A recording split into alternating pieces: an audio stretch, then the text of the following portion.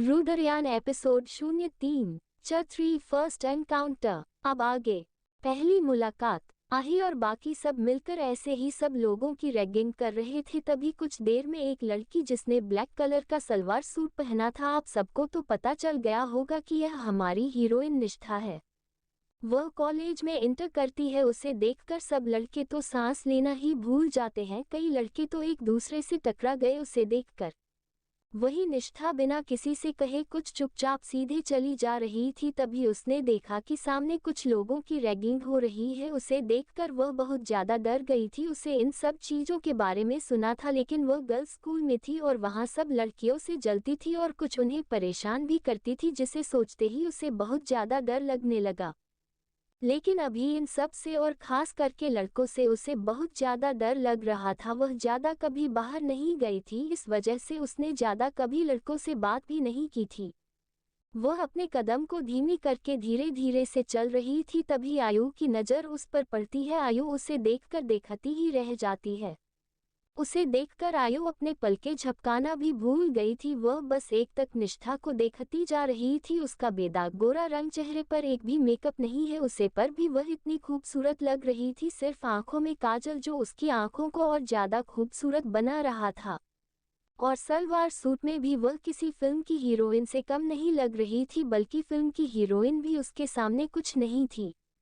तभी आयु अचानक से होश में आती है और उसकी तरफ अपनी उंगली बढ़ाते हुए बोली, वह लड़की सलवार सूट वाली, इधर आओ, कहकर वह उसी तरफ देखने लगी। वही निष्ठा चौंक चुकी थी कि उसे ही बुलाया जा रहा था कि उनकी कॉलेज में सिर्फ वही लड़की है जिसने सलवार सूट पहना था। वह बहुत ही ज्यादा डर गई थी। वही सब लड़कियों से घूर घूर कर देख रही थी, क्योंकि सबने स्टाइलिश कपड़े पहने हुए थे और ब्रांडेड भी, लेकिन यह एक सिंपल सी सलवार सूट पहनी हुई थी, जिससे सब लड़कियां घूर कर देख रही थी और उसकी खूबसूरती से तो बहुत लड़कियां जल रही थी।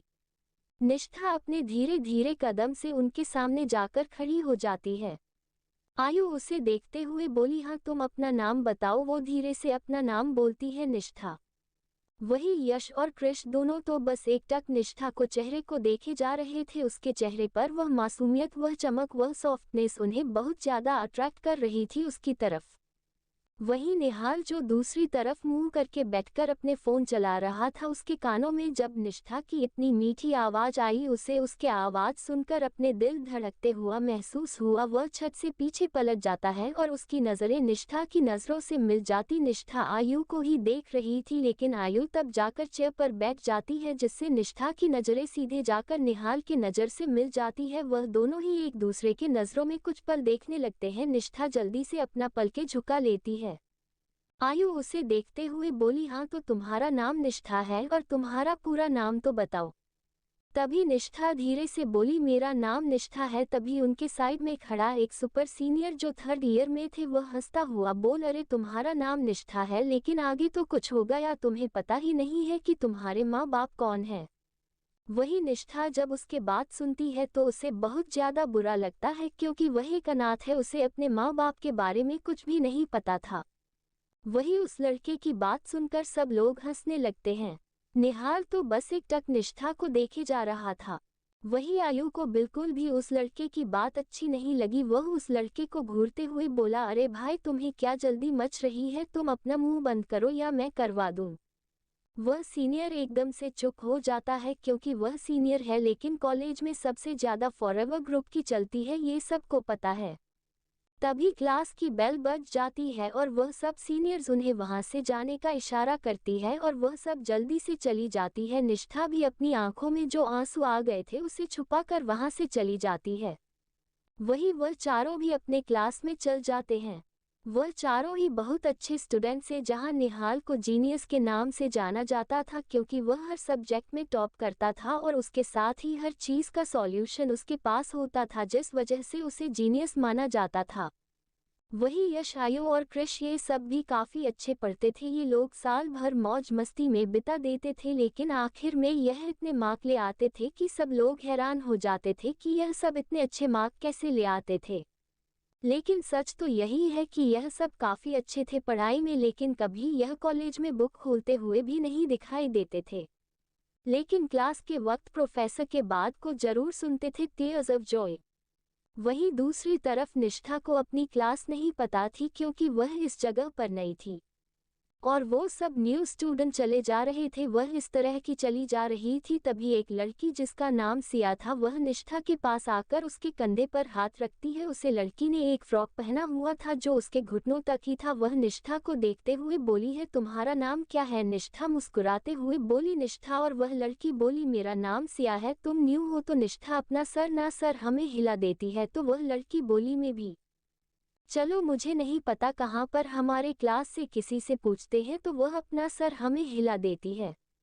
वह किसी अनजान से ज्यादा बात नहीं करती, भले ही वह लड़की हो, लेकिन सिया अपने से आकर बात कर रही थी और उसे भी हेल्प की जरूरत थी अभी एक क्लास ढूंढने में, जिस वजह से वह भी उसे हाँ कह देती है। फिर वह दोनों नोटिस बोर्ड की तरफ चले जाते हैं और जहाँ पर क्लास का डायरेक्शन थे उसी तरफ जाकर क्लास के अंदर चले जाते हैं। निष्ठा के अंदर आते ही सब लोगों की नज़र उससे ही घरे जा रही थी। तभी क्लास पर एक मैमा एंट्री करती है। इस मैमा का नाम है रूही मैम। वह सब स्टूडेंट को देखकर बोली, हेलो स्टूडेंट, मेरा नाम है रूही, मैं आप सब की इंग्लिश की प्रोफेसर हूँ। आप सब मुझे एक एक करके अपना इंट्रोडक्शन दीजिए। तो पहले बेंच से सिया उठकर बोली, hello ma'am, my name is Siya Sehgal. मैं कोटा से यहाँ पर आई हूँ एमबीए करने, एक अच्छा सा जॉब करने। उसके बाद एक एक करके सब लोग अपना इंट्रोडक्शन देने लगते हैं। फिर निष्ठा की बारी आती है। पहले बेंच पर सिया के साथ निष्ठा ही बैठने वाली थी, लेकिन कुछ और लड़कियां तभी बैठ जाती है। सिया उन सब से लड़ाई करती है निष्ठा के बैठने के लिए, लेकिन निष्ठा किसी से बिना कुछ कहे सीधे पीछे जाकर बैठ जाती है।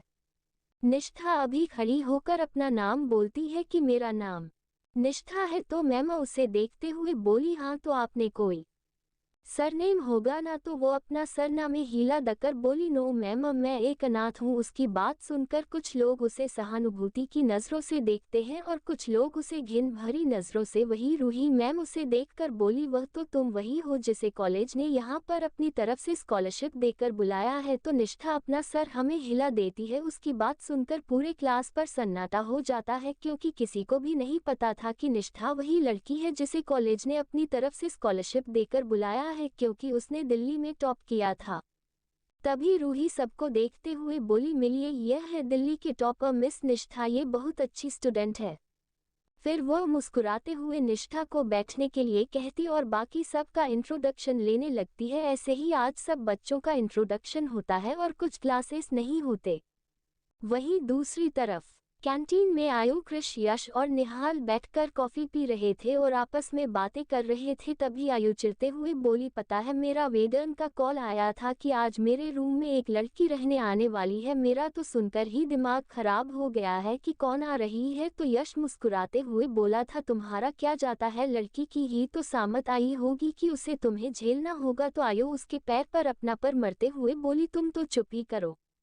तभी निहाल मुस्कुराते हुए अपने एक पैर पर एक पैर चढ़ाते हुए आयु को देखते हुए बोला, तो तू उसे अपने कमरे से भागा देना। तो आयु बोली, हाँ सोच तो यही रही हूँ, कुछ नया प्लान रेडी करने के लिए। पहले देखूँ तो कि वह कैसी है, उसके बाद कैसे भगाऊंगी वह सोचूंगी। फिर सब लोग हंसने लगते हैं और ऐसे ही बातें कर कर खाना खाने लगते हैं। वह खाना खा ही रहे थे कि तभी एक लड़की जिसका नाम प्रीति है और वह इन्हीं के ही क्लास में पढ़ती है, वह उन सब के पास चली आती है और निहाल के कंधे पर हाथ रखकर अपनी मीठी आवाज को और भी ज्यादा मीठी करते हुए बोली, हेलो निहाल, मेरे तुम्हें कहाँ कहाँ नहीं ढूंढा, तो तुम ये यहाँ मुझे मिले, मुझे तुमसे कुछ जरूरी बात करनी है। निहाल पहले तो उसे घूर कर देखता है और उसके हाथों को अपने कंधे से हटाते हुए बोला, क्या बात करनी है तुम्हें? तो वह बोली, यह सबके सामने कैसे कर सकती है, मुझे कुछ पर्सनल बात करनी है। उसकी बात सुनकर उन चारों की नज़र प्रीति पर ठहर जाती है। वह चारों ही प्रीति को घूर रहे थे। प्रीति को एहसास हो गया था कि उसने कुछ गलत कह दिया, तो वह हंसते हुए बोली, अरे मैं तो बस यही कह रही थी कि मुझे तुमसे कुछ नोट्स चाहिए थे, अगर तुम मुझे दे सकते थे। तो निहाल उसे घूरते भी बोला, जो भी चाहिए मुझे मैसेज कर देना, मैं तुम्हें सेंड करवा दूंगा। वह लड़की उसकी यह बात सुनकर जल्दी से उसे थैंक यू कहकर वहां से भाग जाती है। उसे डर लग रहा था कि आयु उसके साथ कुछ गलत करना दे, क्योंकि सबको पता था आयु कुछ भी कर सकती है। माँ, उसके जाने के बाद यश हंसते हुए बोला, अरे ये बेचारी लड़की कब से निहाल के पीछे पड़ी हुई है और बेचारी की दिल की बात ये सुन ही नहीं रहा है। तभी कृष निहाल को देखकर बोला, इसे तो अपने ड्रीम गर्ल के इंतजार है ना।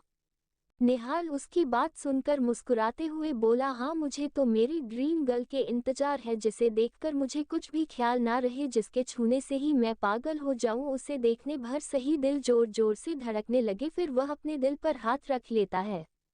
तभी यश हंसते हुए बोला, मुझे लगता है तुझे इलेक्ट्रिक शॉक से प्यार करना चाहिए। उसकी बात सुनकर सब उसे घूरने लगे तो वह अपने दांत दिखाते हुए बोला, अरे उसका दिल जोर जोर से धड़कता चाहिए तो इलेक्ट्रिक जब शॉक लगता है तो जो दिल जोर जोर से धड़कता होगा और छूते ही पागल हो जाए तो वह तो हो ही जाएगा ना। कृष और आयु दोनों को उसके बात पर हंसने लगते हैं। वह भी निहाल को देखते हुए बोला, हाँ इसके बात पर लॉजिक तो है, शायद इसने पहली बार कोई लॉजिक वाली बात की होगी। यह कहकर वह तीनों हंसने लगे। वही निहाल उन तीनों को घूर के देखने लगा, फिर वह अपने हाथों में पड़े कोल्ड कॉफी को देखा है और फिर एक डेविल स्माइल करके यश को देखा है और एक झटके में यश के ऊपर फेंक देता है। यश जो हंस रहा था वह एकदम से शॉक हो जाता है और सामने निहाल को घूरने लगता है। वह जैसे ही पनी काफी उठाकर उसे फेंकने वाला था कि निहाल जल्दी से साइड हट जाता है और उसके साइड में बैठे कृष के ऊपर वह काफी गिर जाती है। कृष उसे देखकर गजुर कर बोला, तेरी हिम्मत कैसे हुई मेरे ऊपर कॉफी फेंकने की। यह कहकर वह उठकर उसके ऊपर कॉफी फेंक रहा था कि वह जल्दी से वहां से उठकर भाग जाता है।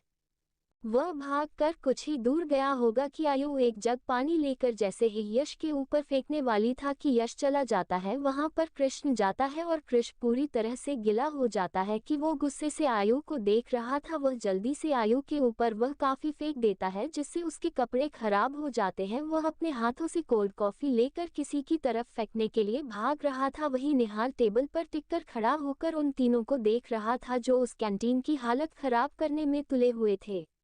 आगे जानने के लिए बने रहे हमारे साथ।